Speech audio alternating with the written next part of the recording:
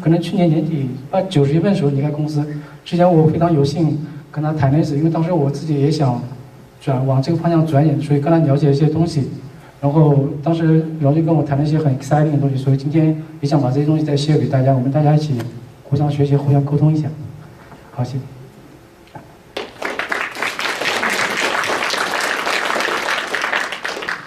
好，谢谢大家来邀请我讲这个东西。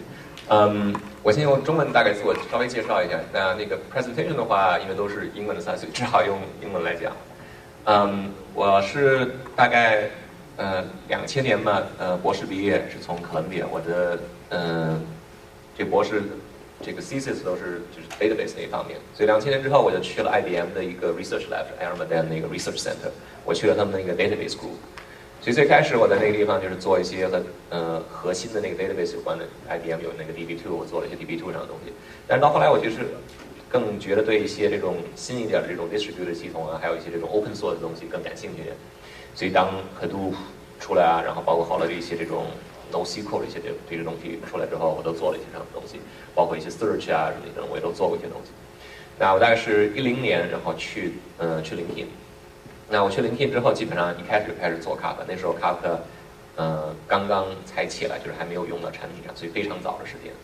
那在过去的4、5年的那个样代，我们就是从Kafka 的开发，从最开始基本上没有的话，然后到现在就是基本上是一个在 LinkedIn 内部应用的非常的广泛，然后在很多 open source 的地方也开始的用这个 Kafka 的东西。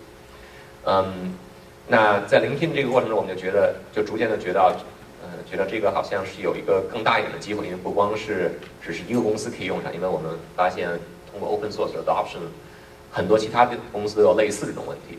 那所以就是我们去年9、10月份的话，我觉得这个是一个比较难得的机会吧，所以觉得想自己去尝试一下。所以我们去年9月份大概出来，然后融了第一轮的资，就起了这个公司叫做 Confluent。那我们这个公司的这个目的呢，就是想基本上基于这个 Kafka 之上做一个这种实时的这种数据的平台。那我待会儿会讲一下，就是我们大概的一些想法是什么。So the rest of the talk I think will be in English. So this is the agenda of the talk. So I'll first talk about why Kafka is important and how those companies, especially in the open source world, are using Kafka and what are some of the common patterns. Then I will talk about some of the technologies we build in Kafka and which sort of enable this kind of usage. And in the end, I will talk about what Confluent, which is our company, will be doing. So how many people here have heard about Kafka? Yeah, maybe about 2/3. So how many people have been using Kafka in production? It's a little bit less. It's about probably a fourth.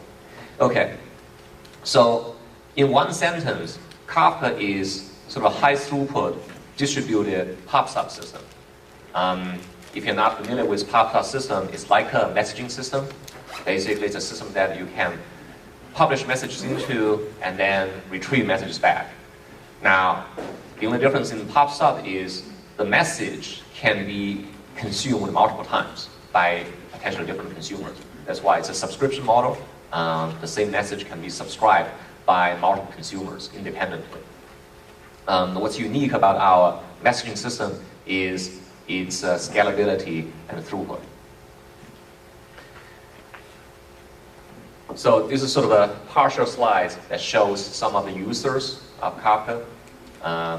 Of course, LinkedIn is using it because we are sort of we are the main developer as a few years ago, and we open sourced Kafka maybe starting in 2011, and then it became an Apache project in 2012. So since we open sourced it, what we have seen is there's actually a growing number of companies adopting Kafka for one reason or another. It started with a lot of web companies, as you have seen here, the likes of Twitter, Netflix, Airbnb, Pinterest, Box.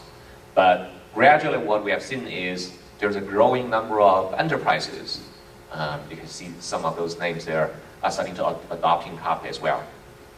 So why do those companies use Kafka? And what value does Kafka deliver to those companies? So to answer those questions, let me just step back a little bit. One of the common pattern among those companies, is all those companies are doing some kind of data-driven analysis. So if you step back, in all those use cases, they have some sort of user. These are potentially your users from the website, your mobile users, or your customers. Those users generate data in various forms. These can be like your business metrics, various ways you can track the user. So with user, you get all those data. With data, you can do a lot of interesting analysis to derive new insights and values. With those new insights and value, you can build better products, and those better products can be used to attract more users and engage more existing users. And if this self-loop is done correctly, now you get this nice viral loop, right? The more users you have, you get more data. The more data you have, you get more insights and a better product, which allows you to attract more users. So the key here in this feedback loop is the data part. So without data, you can't do any analysis. There's no product. Now, even though there are a lot of talks about interesting analysis, what it can do on this data, but the reality is the data collection part is actually undervalued these days. In a lot of companies, if you ask a typical data scientist, what do they spend most of their time on? Actually, a lot of the time they spend on is not on interesting analytics or analysis. It's actually collecting data and then clean data into a form that's processable. So that actually can be as much as 70% of their time or more.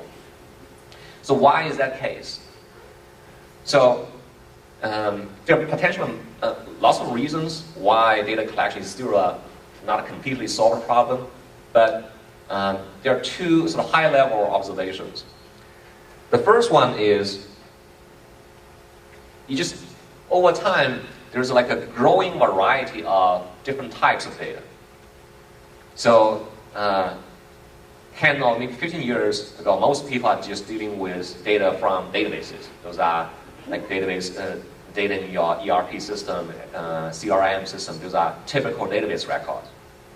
But more and more in the last 10 or 5 years, people are starting collecting more data. So these are data including business metrics. These are like page views, impressions, clicks, keywords people type in the search box. These are operational metrics, GMX metrics, I/O stats, CPU stats, GC logs. There are also various service logs. These are log4j logs, application logs. And there are lots of other things that can be generated in various smart devices, various like set-top boxes. So all those data, I think, even though some of those are not considered as traditional like a critical data, but they are equally valuable in terms of deriving new insights and building better products. So it's very critical for a company to have a good coverage of those variety of data. The second thing that makes things harder is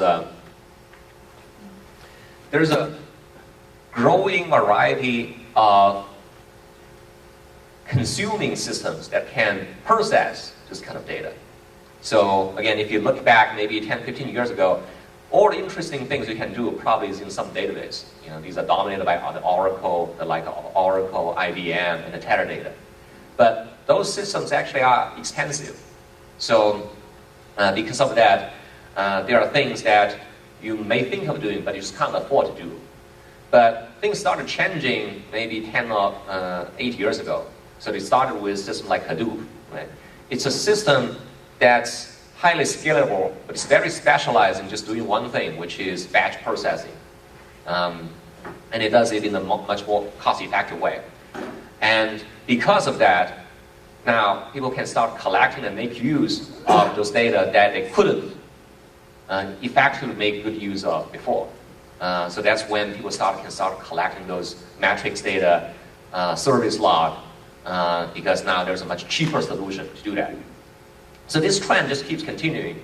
You can, in addition to the batch world, where you have the rich Hadoop ecosystem, where you can do specialized processing on batch stuff, there is a growing number of variety of systems on real-time system as well. So if you look at the search, there is Elasticsearch, which is also open source that allows you to do search in a more cost-effective way. Splunk, even though it's not open source, but essentially is doing search in a more cost-effective way. There are interesting things happening in the streaming world. People have been using Storm, Spark streaming, and LinkedIn has a system called Zenza for doing stream processing on this kind of data. And there are a lot of specialized engines that does graphing, so you can answer graph queries in a more cost-effective way.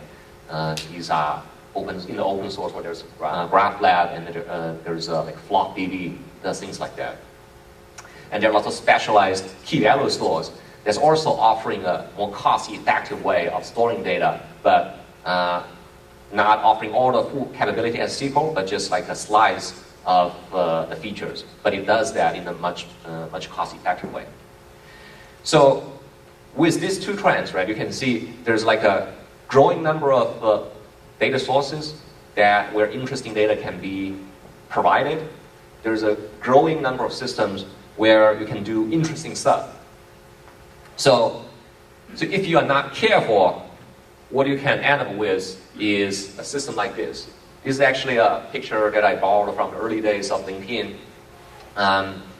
So LinkedIn was one of the early adopters of Hadoop. So we were pretty excited to get our Hadoop system set up, and then we want to put data into it, right? So we said, initially we'll have data in the database, and we'll build a specialized pipeline to get the database data and put it into the system. Then later on we realized, maybe we also need to collect all the business metrics, and we built another pipeline to feed that into Hadoop. Then later on we thought, we also want to put our service logs and operational metrics into the system. So we are gradually adding those pipes. Then once we have good enough coverage for Hadoop, we realize, our monitoring system actually needs more or less the same data. Our search system needs the same data because, for example, for the log data, you want to do some batch processing, but equally important, you want to do some search for some of the troubleshooting and the lookup. So then we quickly realized this is actually not a very scalable solution, because you end up duplicating a lot of work for each of those pipes you have to do, and for each pipe you're not doing like 100% good job on getting all the data in the form, the coverage that you wanted. So that's actually one of the reasons why building a good data pipeline is hard. So when we went to LinkedIn, we quickly realized this problem. So we turned the previous architecture into something like this. So, which is arguably a much cleaner and cost-effective solution. So in this picture, you still have those top tiers of various kinds of systems that can produce data. But those systems, they actually don't need to know any of the downstream consumers. All they have to do is to be able to publish whatever data they have in a particular standardized format into our central data pipeline. And once that's done, their job is done. And similarly, for the lower tier, for all those systems that have various needs of consuming those data, they don't need to know who are the potential producers of those data. All they need to know is to have the ability to be able to make a subscription of this data that they want from this central data pipeline. So essentially, we have turned into this n-squared problem into a OM problem, which is much easier to solve. As you can imagine, what's being used in this central data pipeline is Kafka. So that's why people, if you look at a lot of the companies that I listed earlier, so the usage is more or less similar to what this picture depicted. Most of the places would have like Hadoop in place because they want to process data in batch fashion in a cost-effective way. But often they will also have some other system, be it search, be it a streaming system, or be it some of the specialized graph system, or be it a monitoring system, that they also want to use to tap into more or less the same data. So that's when they see the value of systems like Kafka, and in some sense they're building their own version of this sort of centralized data pipeline architecture to deliver and collect data. So why is Kafka useful to serve as this central data pipeline? So to be able to serve this central pipeline for the backbone, right, there are a few things, there are a few basic requirements for the underlying system. First is really just the throughput and scalability. So if you look at the data that we are collecting, this data is easily 1 or 2 orders of magnitude bigger than the data you have in the traditional database system, because these are the data service metrics, service logs, which in terms of volume, it's just a lot bigger. So at LinkedIn and in some other places like Netflix, every day the amount of data that's flowing through Kafka is in the order of tens or maybe hundreds of billions of messages per day, and they can amount to tens of terabytes, maybe multi-tens of terabytes of data compressed per day. So it's pretty voluminous. So the underlying system has to be able to accommodate the storing and the processing of this data. So that's the first thing you need to have. The second thing, which is not obvious at first sight, is sort of the ability of being able to deliver data to not only real-time consumers, but also consumers that can be a bit slow. So that actually is one of the unique features that distinguishes Kafka and some of the traditional messaging systems. A lot of traditional messaging systems, if you look at ActiveMQ and some other equivalent of that, they are really optimized for real-time consumption. So they did a bunch of optimization just to reduce latency so that they can deliver this data in real time. But what they didn't consider is, what if the consumer is late or maybe slow? Maybe the consumer stopped processing for like a few hours, maybe for a day, and then they try to resume consumption after that. Then those systems tend not to work very well because that's not what they have been optimized for. In fact, a lot of systems will just crash under those load. But in this world, because you have this central pipeline that's used not only to feed those real-time systems, but there's like a rich ecosystem for batch processing, like Hadoop and a data warehouse. So those systems, if Hadoop is being upgraded or under maintenance, or maybe there's like a cross data center network maintenance, you are expecting maybe those systems will stop consumption for hours, maybe days. So it's critical for the central data pipeline to be able to continue supporting the delivery of this data when those systems resume the consumption. Because now you may have messages that's accumulated for hours and days. You may not be able to buffer all them in memory. So that's the second thing you need to be able to support. The ability to deliver data not only in real time, but also deliver some of the old data that hasn't been fully consumed by some other systems. Last, of course, is because this, as people are collecting more and more critical data, as you can look at some of the data, a lot of those data are tied to your business metric, tied to your quarterly report or other things. So it's critical to make sure those data are durable in terms of various failures, and then the system is always available, which is important for a lot of the real-time consumers. So what we build in Kafka essentially are various technologies that supports, that satisfy all those requirements. And if you look at a lot of the systems in open source and even in enterprise, even in the enterprises, middle-tier enterprise companies, right now there's no such system that's doing things like what Kafka is doing. So that's why I think a lot of people are finding Kafka useful in their sort of big data ecosystem, and what the the value Kafka delivers essentially is sort of the capability of powering this centralized data pipeline. So this sort of covers the first third of the talk, which is how Kafka is used and what the value delivers to the user. In the second third of the talk, I'll just go through some of the technologies that we added in Kafka over the years that sort of support some of those requirements.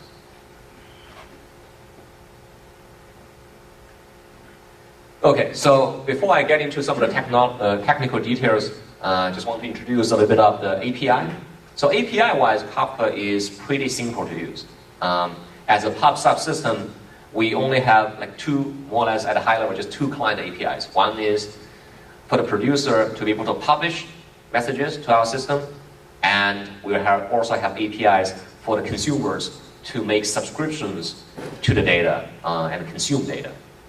So in Kafka, we have this concept called a topic. Think of a topic as the logical name of a virtual queue.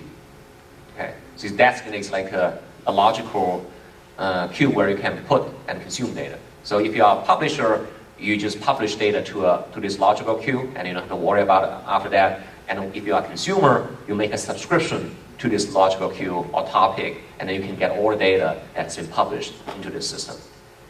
And from the API, you can publish any type of data. You can publish raw bytes, you can publish strings, you can publish data of any format. In this particular case, we're just publishing strings, and you create some records or messages of string format, and you can just publish it. The consumption API is also simple. You basically make a subscription of a logical queue or a topic. What you get back is a message iterator. Then you can use this iterator just to iterate through those messages. This iterator is, in general, is like infinite because it's like you're subscribing to a stream. This new data can be added into the stream. And as you're iterating the data, you get back the original message that's published, whether it's a byte or string or whatever format, and you can do some processing with it. So that's roughly what our APIs are. Okay, so in some of the technologies we added in Kafka, the first thing we did is we did a bunch of things to achieve the goal of high throughput. There are mainly three things. The first thing we did is just to build Kafka as a distributed from ground up. This is actually pretty critical because a lot of the traditional messaging systems, because they were built like a long time back. When they were built, there's a lot of need for high throughput and scalability. So a lot of systems, the first version of this is really just a single node system, and later on they added some of the distributed capability. But because those are added later on as an afterthought, so a lot of distributed support is not as natural as if you build a system as a distributed system from ground up. And because we sort of did this very early, and then we also started late, we can leverage a lot of the new open source technology like Zookeeper that allows us to build a distributed system in a more effective way. The second thing we did, I'll cover a little bit, is essentially simplicity. We simplified a lot of the logic, especially on the underlying storage that existed in traditional messaging system, but we thought for a lot of our use case, we don't necessarily need to use those things. We sort of throw away a lot of complexity in the APIs and some of the features, and because of that, we can store it in a much simpler format, and that also translates into some of the highest throughput that we deliver. Last but not least, I'll talk about how we do batching and use compression to also drive up the throughput. The first thing about, this Kafka is built as a scaled out system from the ground up. If you look at Kafka, we have this three-tier system. In the middle, we have the broker tier. This is a tier where the messages are stored and delivered. And we have the producer tier. This is actually all the publishers. And we have the consumers. These are the subscribers. They can subscribe to our messages. All those three layers are distributed or can be distributed. On the broker side, you can have a cluster with multiple brokers. If you need more capacity, you can just add more brokers into the system. It will be automatically integrated into your existing cluster. Earlier I talked about, we have this concept called topic, which essentially is the name of the logical queue. Physically, it can be partitioned for scale-out purpose. A single queue, if you intend to publish lots of messages into it, it's useful to partition those into multiple chunks. And each chunk is sort of the unit that we manage in the broker, and those are the things that can be replicated, and then we can move around, and then we can optimize for performance. And if a topic or a logical queue has multiple partitions, it also drives the throughput, because a lot of things you do across partitions are independent, and there's no global synchronization. So if you have a topic, let's say, with 10 or maybe 100 partitions, you potentially can publish data at a rate 10 times or 100 more than if a topic with a single partition. And similarly, this affects the throughput of the consumer as well.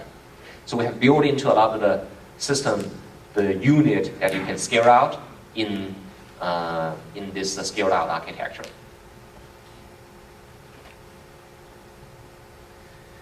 Okay, so the second thing we have is essentially this simple storage. So physically, a topic partition is mapped into a broker, and each partition corresponds to a local storage, and we map that to a concept called log. So log is like a logical concept. Conceptually, it's like a database commit log. It's pretty simple. It's a sort of append-only system. If you are producing messages to a topic partition, all you do is just add those messages or record to the end of this commit log. If you are a consumer, typically what you will do is just start from a particular position in this log and just sequentially consume all those messages. So in terms of access pattern, it's actually pretty favorable to a lot of I/O systems. All the writes are sequential towards the end. All the reads are also sequential. There's not a lot of random writes in this access pattern. Another thing with this is the commit log is immutable. So if once a message is appended to a log, it's no longer changed.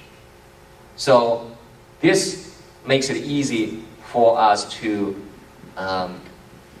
sort of index those messages. We can give it an ID so it will never change.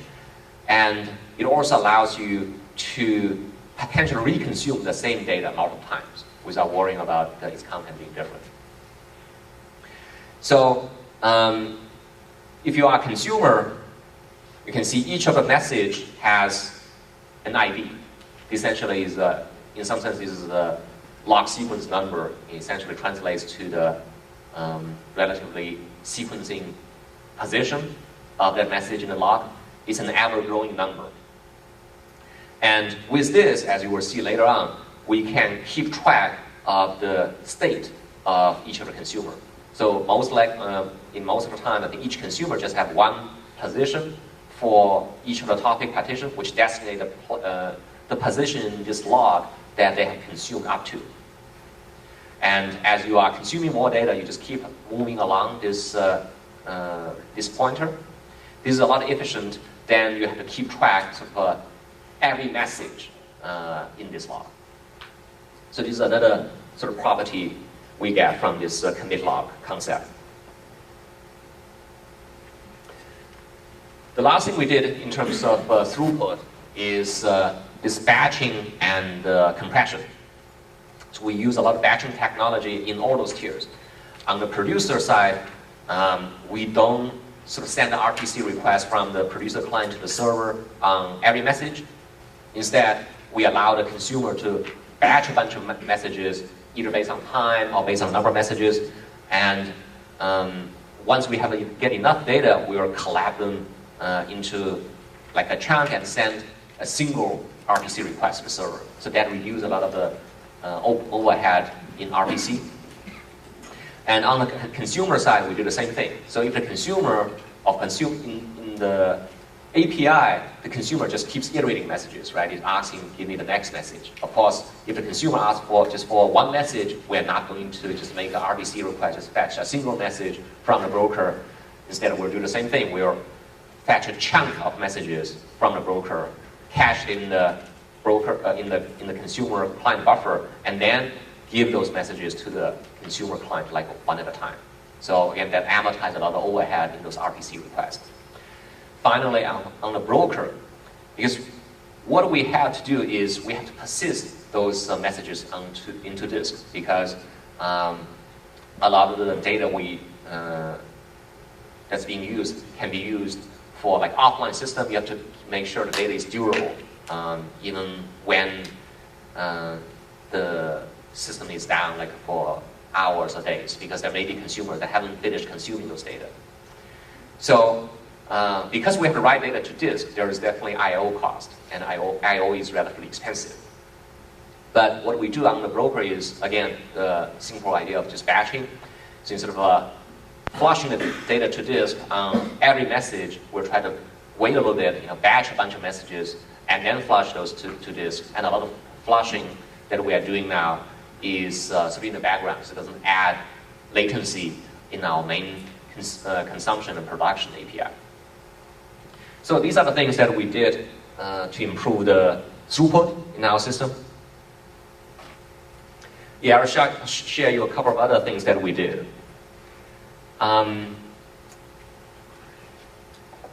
Second thing we added, I think I mentioned earlier, is the ability to sort of support both this real-time and then those not so real-time consumers. So how do we do that? The first thing we did is we choose not to cache those messages in the application space or in our JVM. Kafka is developed in Scala, it runs on a JVM. If you look at a typical Kafka broker, there's not a lot of objects being cached, which is a little surprising for a messaging system, because that's what the key for a messaging system. They spend a lot of time caching those messages. So what we did is, instead of caching those objects in the JVM space, which means you have to translate those into objects, which can add additional overhead, we mostly just rely on the page cache in the underlying operating system. And because of the access pattern of this system, remember earlier I talked about in the production side, it's pretty linear. In the consumption side, it's also pretty linear. These actually are the access pattern the underlying file system is pretty good at handling. So normally, for a lot of common access pattern, the page cache is able to cache those data very effectively for you. So you don't have to do the double caching in your application space. Then the second thing we do is we use one of the sort of Linux low-level API, which is called zero copy transfer, to deliver data from the broker to the consumer. So normally, when you have to send data from a server to a client, what do you have to do? Especially those data, if those data are stored in the file system. You first have to get the data, copy that from the file channel into your application space. Then you send those data in the application space into the socket channel. Then you send those data to the client, right? So as you can see, there's a lot of copying between the kernel space and the user space. And it also introduces a lot of the pressure in the JVM heap management, garbage collection, this kind of stuff. So what the send file API, or the zero copy transfer API gives us, essentially is the ability of just pointing a chunk of data in the file channel, and then say direct that, and just simply map that into a socket channel, where you say take this data from this file channel and send this to the socket channel directly without going through the application space. So because of that, we don't have to bring those data into the application space even during the consumption phase. They just simply being fetched from the file system cache like directly. So that also helped us a lot in terms of supporting this kind of batch-oriented consumption, because none of the data is explicitly cached in JVM or in our memory. We just rely on the underlying file system to deliver data as effectively as it can. The last thing I think I want to mention that is just how do you do the bookkeeping to manage all the consumers. Consumers typically have states because those consumers have to consume data in a stream fashion. As they are consuming, they have to move along the position or the cursor they have in those logical topics. So a lot of traditional messages, because they have lots of fancy features like out-of-order delivery, the bookkeeping is a lot harder, because essentially they have to do is to do the bookkeeping at the individual message level. But in our case, because we've simplified that model, all the consumption is sequential. We can track those states in a much more effective way. Basically, for each consumer per topic partition, there's only a single number you need to track, which is essentially the position in this commit log. Because of that, we can handle a lot of the consumers in a more scalable way.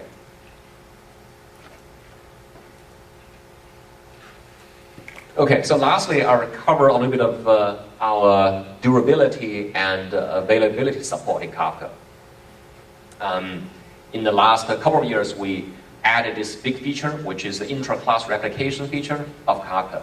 This allows us to store those messages in a redundant way in the cluster. So you can configure a topic or partition to have any number of replicas, as long as you have enough brokers in the system to store those.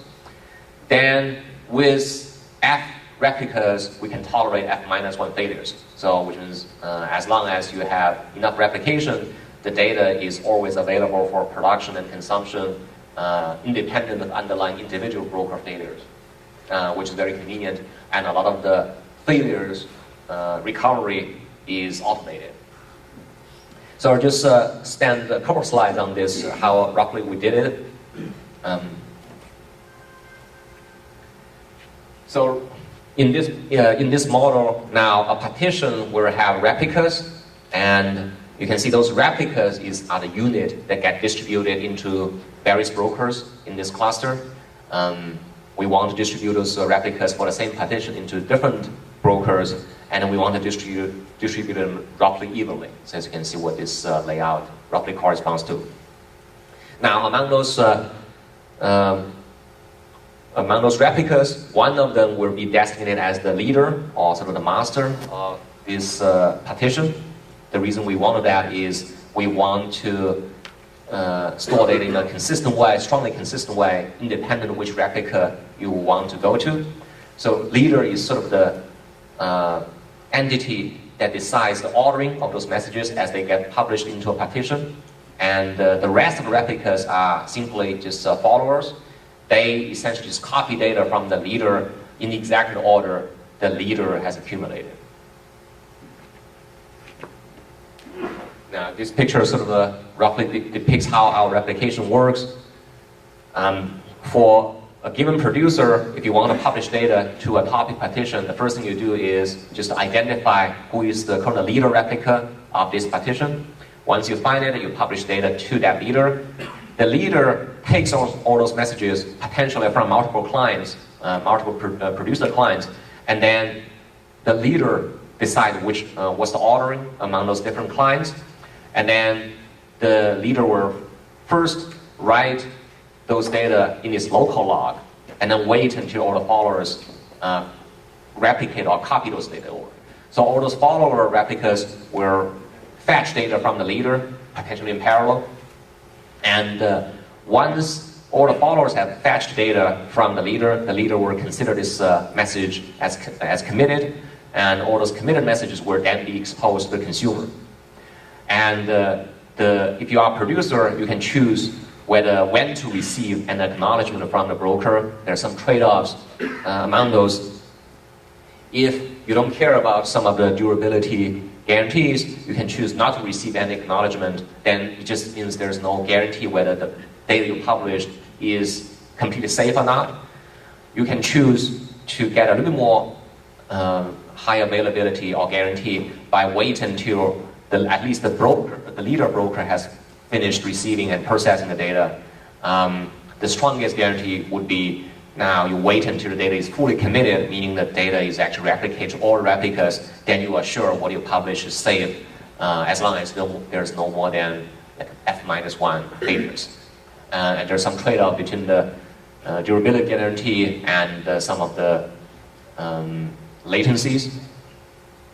But I don't want to spend too much time into this. And then we have, if you go to our open source website, we have lots of presentations that cover some of the technologies in a bit more detail, including replication.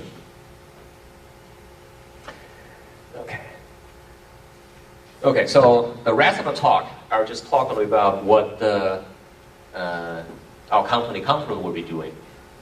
As I mentioned earlier, I think the reason we started this company Confluent is as we have been helping LinkedIn to build this data pipeline, we realized that this architecture and concept of this data pipeline is a potential general data platform that's not just unique to LinkedIn. It's actually potentially useful for a lot of other companies like LinkedIn, a lot of those cloud companies, but potentially it's also used for a lot of more traditional enterprises. As long as you have various ways of collecting interesting data, as long as you have various ways of make use of those data and then generate insights, this architecture could be useful. So that's why we started this company. And we realized there are definitely things that we can leverage Kafka for, but to make the whole data pipeline working, we need to add something more on top of Kafka. That's something that I'll describe a little bit in the next few slides.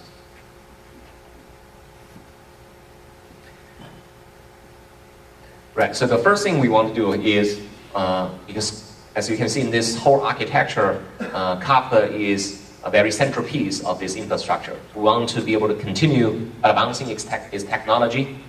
If you look at time frame, Kafka only exists for just a little bit over 4 years. So compared with a lot of other systems, it's still very early. So even though it showed a lot of promises, there are a lot of things that we can do to make it even better. So these are some of the things that we are currently working on or plan to do in the near future. So we're improving some of the client libraries, especially in the Java land, to provide better functionality, to provide better performance. We are adding some of the security support like SSL and SASL Kerberos stuff. We are, as we are seeing, Kafka is gradually used in a sort of shared environment. Potentially, there's a single Kafka cluster used by lots of services and potentially from different teams. We want to be able to support multi-tenancy in a much better way. So some of the cultural work is aimed to make this better. Generally, you don't want like one bad tenant in this shared environment to slow down everybody or make everyone else's performance worse. We have lots of like operational improvement that we can do. A lot of things today you have to do manually, like move data around. Potentially this can be automated and done it in a more effective way. We also have some like more advanced features like being able to do the exact once message delivery, which requires some of the transactional, maybe some idempotent support in our system. So there's just like still a large list of work and a lot of the interesting work that we can do in Kafka. And as part of this company, we want to continue to sponsor the development of the core features in core Kafka. The second thing we want to do is Kafka actually has like a rich ecosystem because it's in this central position of the data pipeline. It can have lots of producer clients, and it can have lots of different consumer clients. So what we want to do is essentially build up this ecosystem just to make the connection to Kafka a lot easier. So, for example, the ability to be able to publish data in various languages, not in Java, and potentially with just HTTP REST support. And also be able to tap into each of those data types more easily.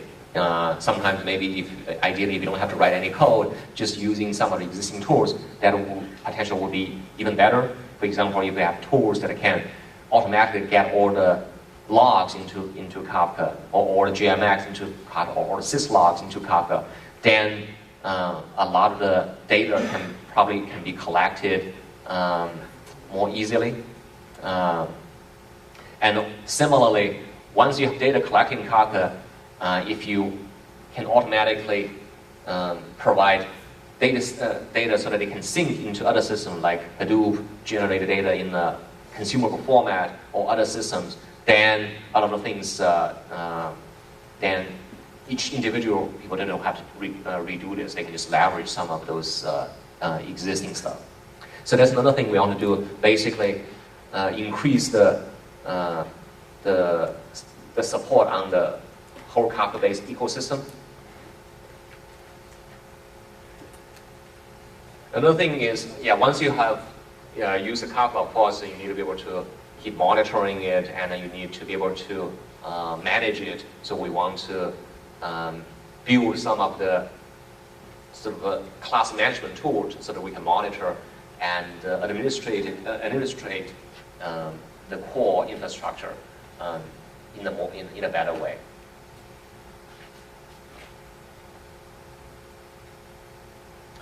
Yeah, there's one last point, but it's actually also equally important. So earlier in this data pipeline picture, I mentioned today data collection is still a hard problem because a lot of people end up spending maybe 70% of time in terms of collecting and cleaning data. So I haven't touched about cleaning much until now. So a lot of the early adopters of Hadoop, right? So if you look at how they work is they just grab all those logs and copy data in whatever format they have, and then load that into HDFS. But the problem is now when they start consuming it, now a lot of the consumers have problems understanding exactly what format it is, what those individual fields represent, and what's more, if those data type changed or evolved, right, over time, there's really no direct communication between those consumers and those downstream consumers. So that actually is one of the reasons why data collection is still hard and cleaning data is still hard, because there's no direct contract between those systems that produces data and those systems that consumes data. So this is actually a good opportunity for us, because by having this centralized data pipeline, now you actually have a place where you can potentially clean those data, and clean those data much earlier. Because if the data is consumed by multiple consumers, right, potentially in different specialized systems, what you don't want to have is having each of the system clean the data repeatedly again themselves, right? Because a lot of those are just redundant work, and the later you do this kind of cleaning, the less context you will have, the harder it becomes to clean those data. So what we want to do is leverage this Kafka-based data pipeline by adding a metadata management layer. So at the Kafka layer, a lot of times you're just talking about raw messages. But what you store in each message typically have structures. They have rich data types, like what fields they have, what kind of type they have, maybe the documentation. All those we can standardize in our metadata management. So then this sort of serves as like a early data cleaning stage. So if you're a publisher, you can't just like publish garbage into our system, because if you publish garbage, or all the analysis you get are potential garbage as well.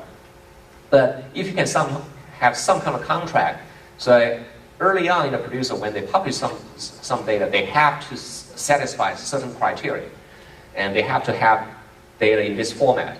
And what's more, if they ever want to change data format, they have to change data or evolve their data in this particular way, so that the downstream consumers can continuously be operating as the data is evolving. That will be a much stronger story. So that's actually another layer we are trying to build by leveraging some of the open source technology like Arrow to standardize on some of the data format and be able to specify criteria as you are evolving data, which probably will happen over time. What are the rules you have to follow to evolve those data in such a way that the whole ecosystem can continue to work and none of the consumers will be broken because of one particular producer changed their data format. Okay. So this is more or less what I want to cover. We are a new company, and then we did have some like hypes and buzz in this big data space. We are located in downtown Mountain View, and I think we are doing like a lot of interesting stuff in both the open source stuff and just helping like build solutions on this like popular open source platform. If you're interested in finding out what we're doing, we can talk a little more afterwards. I think that's it for the talk. I think now I'd be happy to take any questions.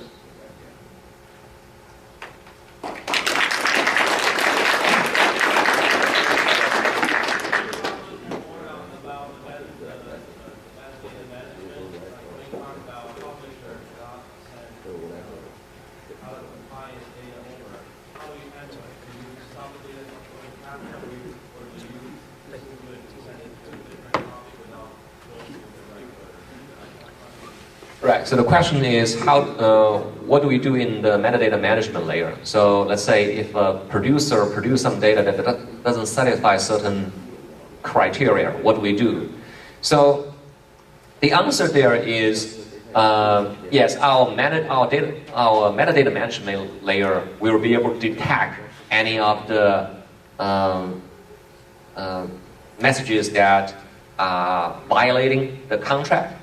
So in those cases, we will be just rejecting those messages.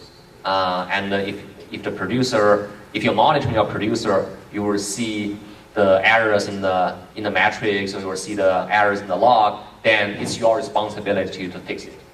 So, and typically, a lot of the systems without metadata management is just there's no such enforcement. As a result, people can actually just publish garbage without realizing it. It's not like they want to publish garbage, it's just they not necessarily know they have made some mistakes. But if you have such enforcing mechanism out there and you can monitor those systems, you will be able, most of the times, you should be able to correct mistake like immediately.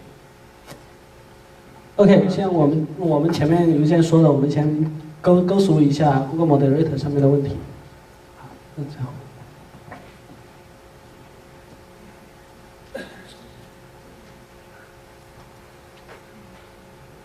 Right, so I take the first one. Yes, yeah. In this streaming world, there is there are lots of like activities in different ecosystems, and Storm was originally developed at a company I think Twitter bought, I think Backtide or something. But then it has been used very heavily in Twitter, and it's also, since it's open source, it's very popular in this space. And another competing thing, I think, yeah, Spark. Spark originally started with a replacement of MapReduce, but they are getting into the streaming space. And the Senza is stream processing system developed at LinkedIn is also an open source, it's an Apache project, and it actually just graduated as a top level Apache project maybe just last week. And of course, Amazon has its cloud offering. So among those open source stuff, I think the architecture-wise, there are some differences. I think each of those systems have their strengths and focuses. I think for example, I think the one that LinkedIn uses, Stanza, I think its strength is because it's getting started a bit late compared to the other two systems. It's able to observe some of the shortcomings in those existing systems. So its strength is it's more careful in terms of the thinking of fault tolerance. Basically, how do you manage the internal states of those streams? And how do you recover from those states if there's any failure in some of the processing nodes? Okay. And for example, Storm also supports that, but the way it supports that, it's a little bit more complicated. It requires things like cascaded, cascading style recovering. Basically, if you have a streaming pipeline with 3 or 4 stages, if there's a problem in the middle, potentially you have to rewind back a lot. Potentially there's a little bit similar issue in Spark streaming as well. But I think system like Storm, it has been there for a long time. It's very popular, and its user experience is pretty good. And similarly, I think for Spark streaming, I think it probably just if you're familiar with Spark itself, it's very easy to start using the system and program into the system. But again, I think if you step back a little bit, all those systems are still in their early stage. In this space, I think it's still evolving. There will be a lot of opportunities for improving those systems. And now, actually, it's probably a good thing to have all those systems let them evolve and blossom on its own. And over time, we'll see if there's any consolidation in this space.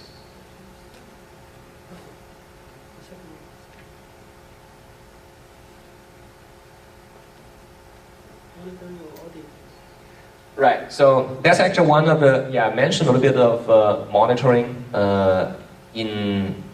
in the slides around Confluent. So yes. So basically what we want to do at Confluent is to keep Apache Kafka continue as open source as it is. So everybody can use it, you can try it freely.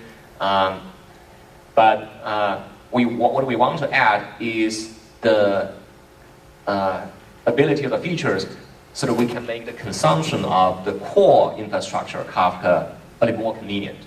So monitoring is definitely one of the things. If you use a Kafka in production, you clearly want to understand how Kafka behaves and if there's any issues, and if there's any capacity planning you need to do, if there is any data management stuff you want to do. So these are the things that we want to develop as a monitoring or clustering management tool that supports the open source stuff, and we want to be able to offer those from our company.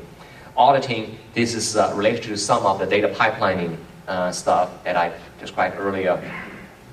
Basically, to make sure your data is clean and available, and you also get all the data you wanted, you need something that you can further monitor beyond just the raw Kafka monitoring. So this is also in our plan as well. I think at some point we'll be able to offer this additional monitoring capability so that you can use the underlying infrastructure in a more effective way.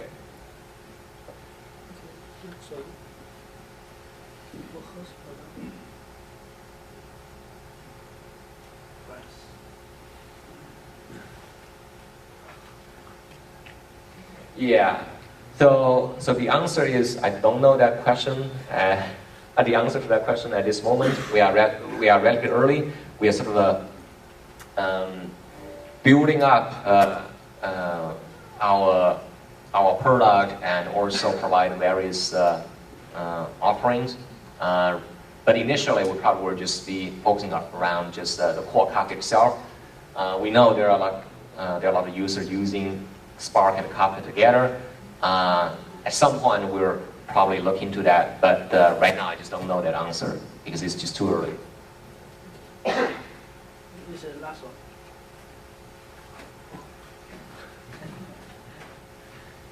Right. So, yes, in a single partition, it is true all the publishers have to go to a single leader, and which is served on a single broker. We did make our system very good in terms of like throughput. So you can even with a single leader and on a single broker, you can still publish a lot of data, especially if you use a lot of batching and compression technology. But one of the things we support is just scalability. So the unit of scalability we have on a broker is those partitions. In the typical cluster at LinkedIn, we have probably the order of thousands or maybe tens of thousands of partitions. So all those different partitions, they each have their own leader, and they can be published into and subscribed from independently from other partitions. So that's actually one of the key points here, which is you can always, if you want to have more throughput, you can always publish data, you can always increase the number of partitions in your system, and in turn get more degree of parallelism and better throughput. 好，下面在场提问。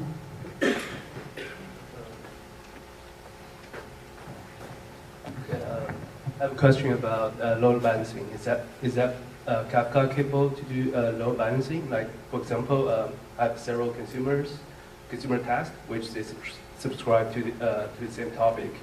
Then is that possible? Like when they consume Kafka, just make sure like each consumer get kind of the same amount of data, and there's no overlap between consumers. And especially it's important like if that's in the presence of consumer failures. Is that I'm not sure if Kafka could do that load balancing for. Yeah, that's actually one of the strengths of Kafka. Actually, these kind of consumption model, I think, are typically not supported in traditional messaging systems. It doesn't handle like a consumer failure very well. But in Kafka, because we develop a system as a distributed system, so we actually thought about the parallel consumption model and how it works and the failure. So yes, we have this concept called consumer group. Within the consumer group, you can have one or more consumers. They sort of jointly consume a given topic or this logical queue. So if a multiple consumer in the same group, then the data in this queue or the topic will be, in general, more or less evenly distributed among those consumers. Each one will get like each subset of the partitions for consumption, and they can consume those data in parallel. And we also have the failover logic. So if you have a consumer in the same group, right? If it suddenly died, then the rest of the consumers in the same group will be able to detect that, and they will sort of load balancing among themselves and pick up the load from the failed consumer. They each will just get a bit more data. And similarly, you can have like a new consumer joining an existing group.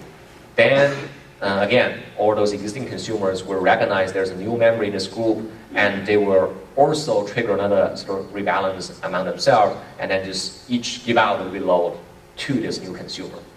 So this handles all the like a consumer side, the joining and the failing of those consumers. And similarly, if you increase number of partitions like on the topic, and the same thing will happen. The consumers will recognize there's now new source data you need to get from, and it will also trigger another kind of rebalance among themselves. Yeah.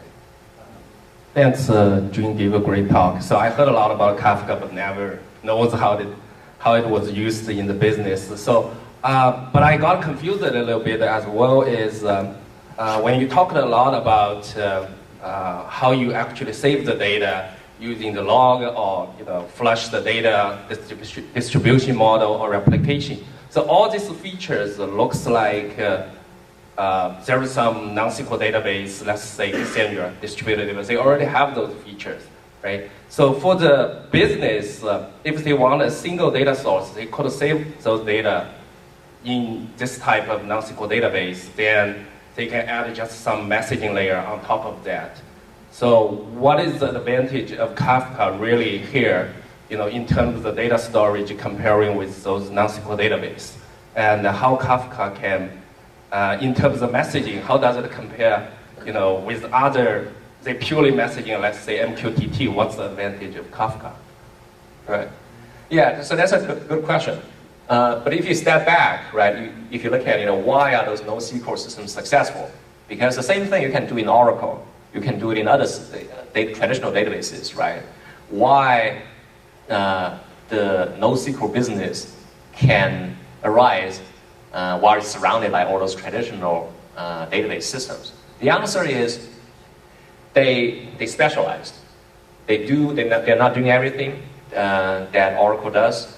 They focus just in one area, which is just do the get and put and do it really well. Do it in a truly scalable way. Do it in a fault-tolerant way, and do it in a cost-effective way, right?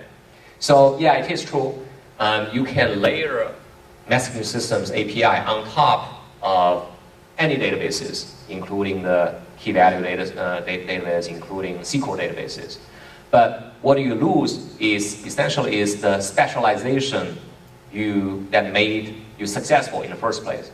Because a lot of things, if you just do the simple layering, you're not going to get the throughput, the performance that you wanted, and some of the features you wanted.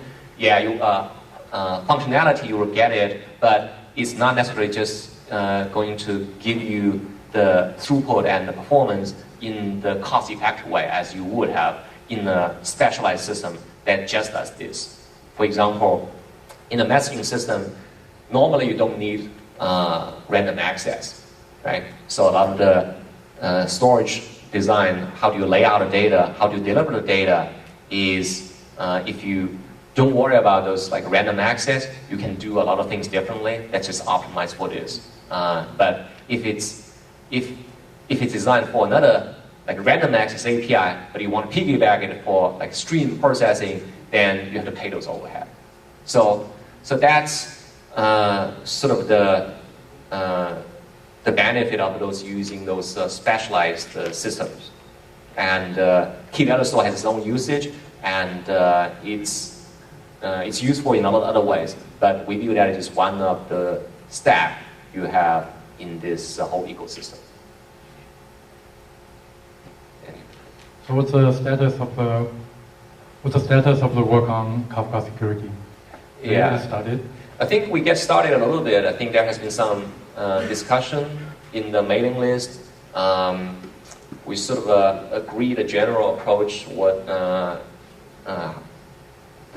general feature that we want. So we definitely want to support both SSL as well as SASL. Now we are in the very early stage of just layering some of the internal changes so that we can get the work started. Because, for example, right now, Kafka only support like one listening port, right? But if you want to support multiple security protocols, we needed the ability to be able to support potentially multiple ports, one for each different protocols. So it's just our internal communication, and then the client-server communication wasn't designed for that, so we need to be able to extend our wire protocol and potentially some of the APIs to support it. So we're in that stage. This is more of a follow-up question to his question. Yeah. You mentioned database. Does that mean that Kafka gonna incorporate the NoSQL database as the native storage? And if this is the case, then what kind of NoSQL is going to pick? I think, yeah, Kafka internally has a storage layer and it has like the replication feature, the durability guarantee.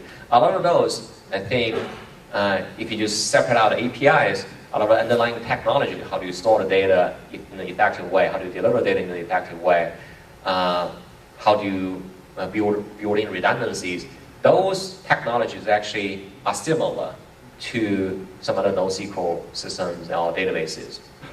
So the technologies are convertible in that sense. But if you but the problem of just completely taking let's say another NoSQL system or another storage system as your underlying storage and then layer your own API on top of it is exactly the same issue I just pointed out earlier, which is you miss a lot of opportunity for specialization because there are things you just you don't necessarily need, but because you are using another system that's not directly under your control, you can't get rid of it even if you don't want it. There are a lot of things that you can do, but it doesn't offer. As a result, you have you pay the overhead. So right now our approach has been we try to keep the core feature in Kafka as simple as it is, basically just a messaging system. We don't intend to extend the support like a random access or other things. It's really just intended for publishing data and then subscribing data. And then we'll just use specialized storage we build ourselves, and then the sort of replication support in our system so that we can support this specialized API. So we intend to leverage like another storage system, especially distributed storage system underneath. So that has been our strategy. And it is a little bit more work. You do have to redo a lot of things that's already in other systems, but because you can do that in an optimized way, I think over time it probably pays off. Yeah, I want to follow up a question about the partition per topic. It looks like, so you suggest if in order to have high throughput, you suggest more number of partition per topic. So is there any, in terms of basic practice, is there any concern or things you need to pay attention in order to like set a right number of partition per topic? Right. So yeah, so that's like one of the commonly asked questions. How do you pick like the number of topic partitions? So fundamentally, what you have to understand is partition is sort of the unit of parallelism in Kafka. In general, I think the more partitions you have, the more degree of parallelism you can have, and the more throughput you can have. But there's a flip side of it. So the more partitions you have, the more metadata you sort of have to manage, at least within Kafka. Today, we are still a little bit early. We haven't improved our metadata management. A lot of data is still stored in Zookeeper, and there's limitations on Zookeeper, especially in some of the unclean failover case. The more metadata, the more unit or the more partitions that you have to fail over, the longer it will take. So that potentially can affect the availability of the system. So right now, I think the recommendation is it probably depends on your business, but potentially having a few thousand partitions per broker is probably something Kafka can comfortably support. And then maybe in total, probably in the order of maybe tens or maybe hundreds partitions in total, that's something that we can comfortably support. But I think over time, we do want to improve that part. So potentially with those improvements, there will be more degree of parallelism that we can support in terms of number of partitions. Okay, last three questions. Yes. Which Vitra is a well-known enterprise data integration services, and also they offer excellent business intelligence. Was wondering, early days, before you start to do your own work, what kind of top reason you didn't choose Vitra? Vitria? Yeah. Right. You mean Vitria, the company? No. Vitra technology. Right. So this is like the like of typical and right. My understanding is the Vitria is the Vitria company is doing this data integration, right? I'm not sure you're talking about this open source technology or the. Should I repeat the question? Okay. So Vitra is a well-known enterprise data integration company, yes. And they not only have a well-defined architecture, but also they have a top layer. They have business analytics and also business intelligence. So I was just wondering, what are the top reasons that you did not choose Vitra? Right. Is Vitra open source? No, it's not. Okay. Right. So that's actually one of the reasons I think, because at least at LinkedIn, right, a lot of the also those technology companies internally there's like enough like engineers and IT people. They typically have a choice of just embracing something off the shelf from existing IT companies or middleware companies versus developing something of their own, or versus just embracing some open source technologies, existing open source technologies. So, and typically they have to make the decision based on a case-by-case, on a case-by-case study. So the criteria is, are there any existing solutions that need the need, right? Whether in terms of like the infrastructure support, in terms of volume data support, and this kind of stuff, availability support. The second thing is whether it's cost effective. You know, maybe it does support the kind of volume data that you have. How much do you have to pay? Now, is it better than just building your own or leveraging some of the open source stuff? So now, in the case of Vitria, I think when we started building Kafka, we did look at some of the alternatives. I don't think we particularly looked at the Vitria because Vitria is more like a business integration application.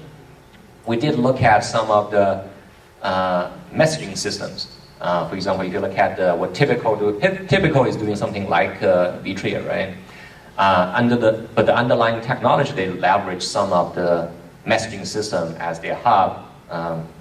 So we thought that's actually a good fit. So we looked at some of the messaging technology, we looked at ActiveMQ and some other systems.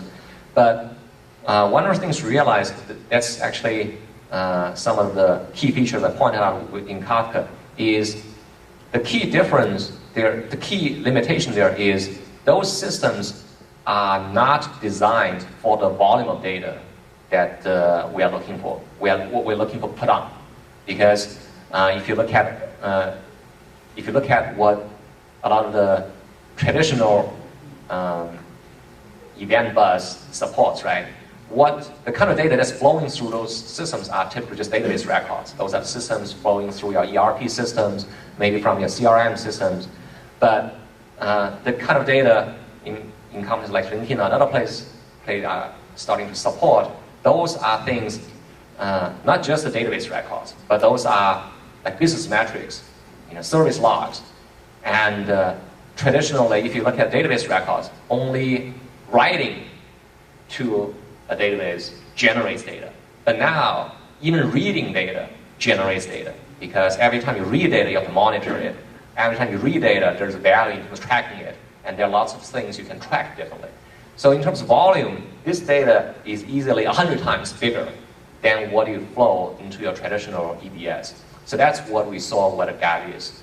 So we tried that particular messaging system, and it basically fell through in terms of some of the limitations I pointed out. It doesn't support the volume that we wanted, and a lot of the consumption model, be able to support both the real and not so real consumption is also not there. So that's when we decided just to build ourselves. I don't think we completely look at the whole space, but we did do a little bit study. Any other questions? Yes. Hello? Yeah. Yeah. So in order to run the production Kafka cluster, other than the Zookeeper I just mentioned, any other dependencies? Yeah, for now, I think Zookeeper probably is the only dependency we have because our storage is local, and the rest of the is in Kafka itself. Okay, so also for the client side, you mentioned, I think Java is supported. Any plan on the pipeline, what other clients is going to support it? Yeah, I think the core Kafka itself, because it's written in Scala, and then it runs in JVM, so it comes with the Java and the Scala client. That's a significant percentage of our users are using that API. But we have a little bit of this ecosystem now. It's not like completely organized, and one of the things we want to do at Concord is to make this a little bit more organized, certify all those different implementations. In the open source world, there are lots of people that contributed different types of clients. There are clients in C, C#, Python, Go, Node.js, Ruby. It's just that those are sort of in different places. They are not carefully managed, especially as we are evolving our protocol over time. So there is some language support, but it's not as good as we wanted. So one of the things we want to do is just to make it a little bit better. Okay, last question. A lot of open source project behind the name, the project name, yes, there's a story. So any story behind the Kafka? Yeah, that story is simple. I think Jay, who was the original developer of Kafka, when he started writing Kafka, he was reading a book. I think I don't know exactly the book he was reading, maybe Metamorphism or something, but it's written by this popular author, Kafka. And Kafka wasn't used as any other open source name at that point, so we just picked that. I think a lot of if you follow some of the open source project from LinkedIn, I think it has a little bit of theme of author name or main characters in some popular books. Thanks for the talk. I have a question. Kafka is a real-time system. Do you have any a guarantee when the consumers will receive the messages? When the consumer receives the message, yes. Yes, for example, a producer publishes a message. Do you have any guarantee that when the consumer receives it? Yeah. So that I think depends on what you want to achieve. So if you really want to have the logic, basically you need to be able to identify a message that's published, right? So that you can say, oh, wait until this you have seen this message ID. So I don't think it's supported out of the box, but there are potentially knobs you can do. So on the producer side, every time you publish a message, what do you get back? You will get back like an ID for that message. So potentially, you can somehow feed that ID to the consumer, and then just say, "Oh, your consumer, I know I have published this message. As you are consuming from this logical topic, wait until you have consumed this message ID. Then you will know for sure it says consumed." So it's a bit more work, but it's doable. I think some of the database like applications potentially can make use of this message ID thing as well. The trouble is that the producer cannot wait, right? But even it's not consumed by the subscribers, but the production system on the source is running, it has to generate the data. So the producer cannot wait. It has to produce, even if it's not produced. So there must be some buffer there, right? It said even your subscriber is down, and the production Right. Right. But I think what he was referring to, potentially there are some applications you can imagine. Now, there's like one application that produces some data, right? And you want to tell another application, say, oh, I just published a message here. Now, before you do something else, wait until you finish processing the message I just produced. Of course, all those things are asynchronous. You have to wait a little bit. But is there like a mechanism that you can at least communicate between these two different applications so they can reason about this causality? I think that potentially you can pass along this unique ID around the messages, and then you can reason about whether a consumer has indeed finished consumed a particular message, if that's what you want.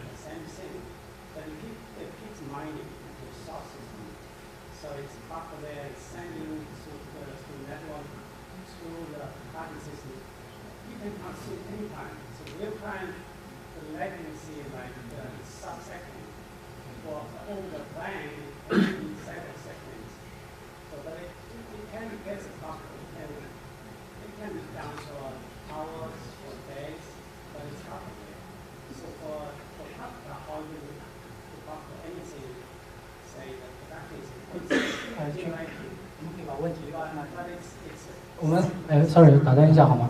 因为这个场地我们只能开放到4点钟，所以现在还有20分钟。就是说，我知道有很多人还有问题想问君，我们可以 offline 谈。然后还有其他些朋友过来想跟这边那些就是周敏、还有 Alex、还有玉鹏他们就一些 hiring 的一些机会想要交流一下。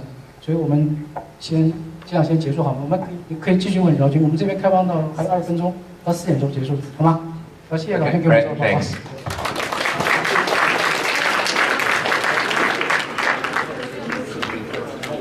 最后2排的朋友们，帮我把这个椅子收起来，放到最后面，最后2排。